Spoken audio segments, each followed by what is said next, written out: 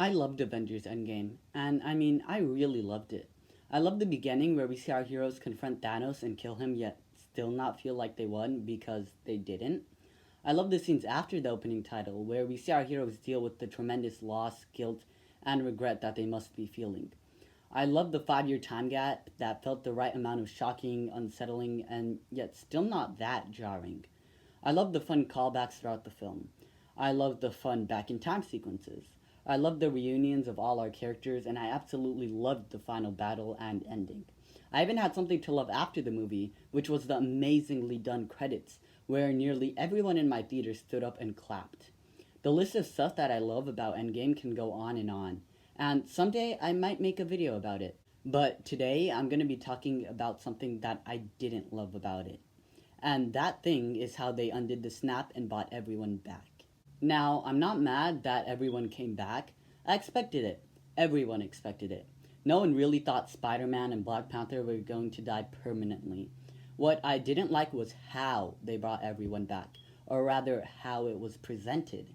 Before the movie, I and pretty much everyone else was hoping that they wouldn't undo the snap with time travel. The reason so many of us didn't want that is because it was too obvious.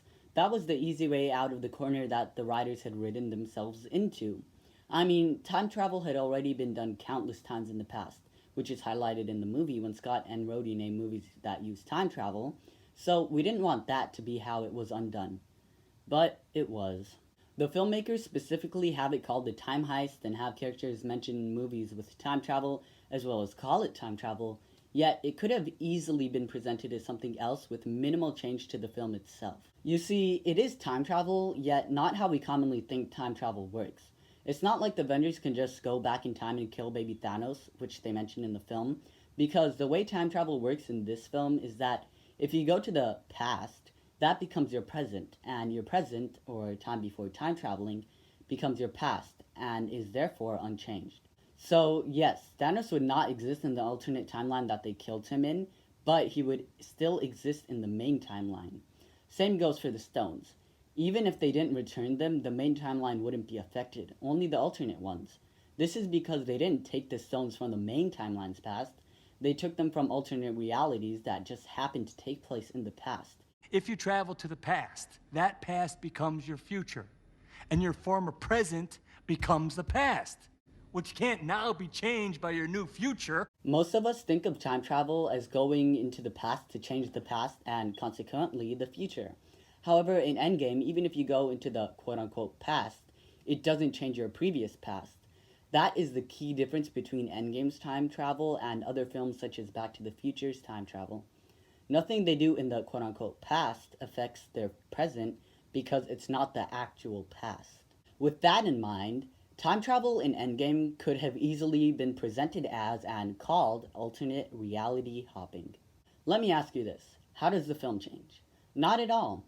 The Avengers can still go to previous events in their history, and those events could just be taking place in an alternate reality slash timeline, which just happens to be taking place in the past. And the only reason that these alternate realities are set in the past is because of when the alternate reality was started.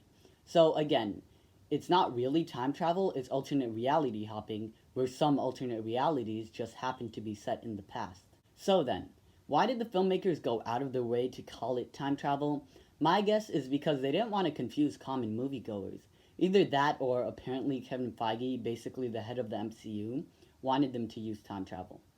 So, which sounds better? Saying the snap was undone with time travel or alternate reality hopping?